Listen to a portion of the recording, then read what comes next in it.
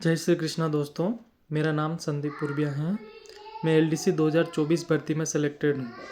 दोस्तों, मुझे काफ़ी सारे कॉल या मैसेजेस आ रहे थे कि आपने एलडीसी 2024 में कैसे प्रिपरेशन किया, कैसे आपने इस एग्ज़ाम को क्रैक किया है। दोस्तों, मैं आपको यूट्यूब के माध्यम से मैं आपको अपना मेरा पर्सनल अनुभव बताता हूँ कि मैंने किस प्रकार इस एलडीसी 2024 में किस प्रकार की रणनीति अपनाई थी, कैसे मैंने इसको मैनेज किया।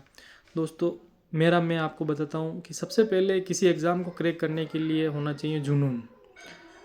जुनून इंसान में एक एनर्जी पैदा करता है। वो जुनून एक खुद से आता है, न कि किसी बाहरी आवरण से आता है। जुनून अगर बंदे में होगा, उस एस्पिरेंट में अगर जुनून होगा, तो सारे काम छोड़कर उस एग्ज़ाम के लिए लग जाएगा। चाहे रिज़ल्ट कुछ भी हो, रिज़ल्ट नहीं देखना है दोस्तों। अपन को जैसे मैंने जो टारगेट किया था, 200 का पेपर होता है, मैंने टारगेट किया था 180 मार्क्स टारगेट किया था। बट मैं इतना अचीव तो नहीं कर पाया हूँ। मैं 140 मार्क्स अचीव कर पाया हूँ। टारगेट मेरा 180 का था। जुनून सबसे पहले प्रायोरिटी पे है। दूसरा है सिलेबस।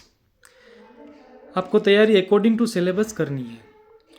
सिलेबस तो करनी, जैसे कि आपका सिलेबस 100% क्लियर होगा तो उसको तो आपको करना ही है। मान लो कि आउट ऑफ सिलेबस आ जाए तो वो अपनी रेंज में नहीं। जैसे हमारी भर्ती में लगभग 30 क्वेश्चंस आउट ऑफ सिलेबस थे। तो दोस्तों, मैंने सिलेबस तो 100% पढ़ा था। मैंने 100% होना चाहिए। कोई बोलते 80% सिलेबस हो जाए, नहीं। इन भर्तियों के लिए अभी हाल ही में देखा जा रहा है कि मेरिटें बहुत हाई जा रही है। यानी कि सभी स्टूडेंट्स एस्पिरेंट्स है जो 100% सिलेबस कवर कर रहे हैं। तो अपन को 100% सिलेबस तो करना ही है। अगर आउट ऑफ सिलेबस आ जाए तो वो सबके लिए लागू होगा, बट उस सिलेबस में से तो गलत एक भी नहीं होना चाहिए। ये अपनी प्रायोरिटी होनी चाहिए। थर्ड होती है दोस्तों कंटिन्यूटी। कंटिन्यूटी मतलब कि रोज़ जैसे आपने शेड्यूल बनाया है कि रोज़ का मुझे एक टेस्ट देना है, तो टेस्ट देना ही है। रोज़ के मुझे इन टॉपिक को क्लियर करने हैं, तो इन टॉपिक को क्लियर करना ही है। दोस्तों, रेगुलरिटी में मैं आपको बताता हूँ कि मैंने इस एलडीसी भर्ती को कितने महीने दिए, 3 महीने दिए थे। ओनली 3 मंथ्स दिए थे। बट 3 मंथ्स मैंने रात और दिन पूरा एक कर दिया था। ये मेरा जुनून भी था। मैं इस भर्ती को क्लियर करने का जुनून था। मैंने रात दिन इस भर्ती में एक किए थे। मैंने कितनी ऑलमोस्ट 10-15 बार रिवीजन किया। हर टॉपिक का बार बार रिवीजन करता रहा अकॉर्डिंग टू सिलेबस। पूरा सिलेबस 100% कब तक क्लियर किया था मैंने। बार बार रिवीजन मैथ्स के लिए, test series, previous year questions maths के लिए। मैंने एक तो ये की थी मैंने उत्कर्ष की टेस्ट सीरीज़ जो ऑफलाइन मिलती है, उत्कर्ष की एलडीसी के लिए मॉडल पेपर, वो सोल्व किए थे। और क्वालिटी एजुकेशन का मैंने ऑनलाइन टेस्ट सीरीज़ लिया था, उसको सोल्व किया था। और इन 3 महीनों में दोस्तों मैंने बहुत ही कम फंक्शंस अटेंड किए होंगे जो बहुत ही इम्पोर्टेंट होंगे। बाकी सारे फंक्शंस को मैंने अवॉइड किया था। अब आते हैं अपन सिलेबस पे। इसमें 2 पेपर होते हैं। फर्स्ट होता है जीके जीएस का, सेकंड होता है लैंग्वेज का। दोस्तों, लैंग्वेज जैसे कि हिंदी होगी, हिंदी राघव प्रकाश बेस्ट बुक है दोस्तों, उसको रट डालो। और जो एक सबसे इम्पोर्टेंट आता है वो प्रशासनिक शब्दावली, वो प्रीवियस ईयर के जैसे वीडियो होंगे यूट्यूब पे, PYQ सब ये प्रशासनिक शब्दावली के, वो उनको रट डालो, लिख डालो, रट डालो। लगभग क्या ज़्यादा से ज़्यादा 500 शब्द होंगे यूट्यूब पे, सीरीज़ हैं उन पे, उनको रट डालो। और इंग्लिश मैंने इंग्लिश पढ़ी है, उत्कर्ष क्लासेस से पढ़ी थी, बेस्ट है। एक VIP मैडम, VIPM एकेडमी की जो मैम है वो भी अच्छा पढ़ाती हैं, उनसे भी आप पढ़ सकते हो। फिर अपने ये हो गया सेकंड पेपर है लैंग्वेज का। फिर आता है फर्स्ट पेपर। फर्स्ट पेपर में आता है साइंस, आता है मैथ्स और जीके।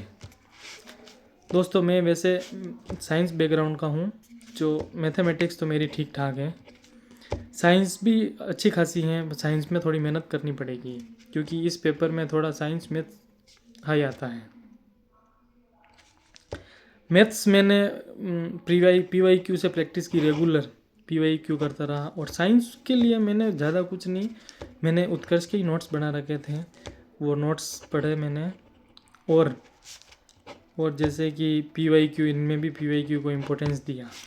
जीके में दोस्तों हमारे टाइम में मैंने अकॉर्डिंग टू सिलेबस किया था, देखो सच्ची बात ये है, और इसमें आउट ऑफ सिलेबस आ गए थे, लगभग 30 प्रश्न आउट ऑफ सिलेबस थे। वो मेरे लिए बहुत ही घाटा रहा, क्योंकि मैंने पढ़ तो रखा था इंडिया का जीके, परंतु मैंने रिवाइज नहीं किया था, तो मैंने इस पर ध्यान नहीं दिया था, परंतु आ गया था तो अब क्या कर सकते हैं, मैंने उनको छोड़ा था। तो ऑलमोस्ट मेरे 140 मार्क्स इसमें आ गए थे रिटर्न में मेरे 140 मार्क्स आ गए थे। फिर बारी आई टाइपिंग की, तो टाइपिंग के लिए मैं सेलेक्ट हुआ। फिर टाइपिंग भी एक बड़ा खेल होता है इस भर्ती में, परंतु मेरी मतलब राय मानो तो आप सबसे पहले एग्ज़ाम पे फोकस करो। अगर आप एग्ज़ाम क्लियर कर दोगे तो टाइपिंग 3 महीने में आराम से हो जाएगी, रेगुलर करेंगे तो 3 महीने में आराम से। परंतु सबसे पहला है अपना स्कोरिंग, कि रिटर्न में कितना स्कोर करना है। रिटर्न में स्कोर करते हैं जैसे ही एग्ज़ाम ख़त्म हुआ और अगले 4-5 दिन थोड़ा रेस्ट कर दो, फिर उसके बाद टाइपिंग करने लग जाओ, तो आप टाइपिंग में आराम से क्लियर कर सकते हो। मेरे आए थे टाइपिंग में 100 में से 90 मार्क्स आए थे। 3 साढ़े 3 महीने की तैयारी है, 90 मार्क्स अच्छे हैं। इतने कम समय में 90 मार्क्स लाना बहुत ही अच्छी बात है। तो दोस्तों मेरे आपसे यही सजेशन है कि सबसे पहले 3 रूल बताए मैंने। फर्स्ट होना चाहिए जुनून, कि एस्पिरेंट में जुनून, उस भर्ती के लिए जुनून होना बहुत ज़रूरी है। दूसरा है अकॉर्डिंग टू सिलेबस 100% क्लियर करना है। और तीसरा है रेगुलिटी, कि किसी भी टारगेट को अचीव करने के लिए रेगुलिटी बहुत ही ज़रूरी है। तो आप सब समझ गए होंगे। और अगर ब्रीफली आप मुझसे कुछ राय जानना चाहते हैं और भी आपके जो क्वेश्चंस हो, तो आप ज़रूर मेरे कमेंट कर सकते हो। धन्यवाद।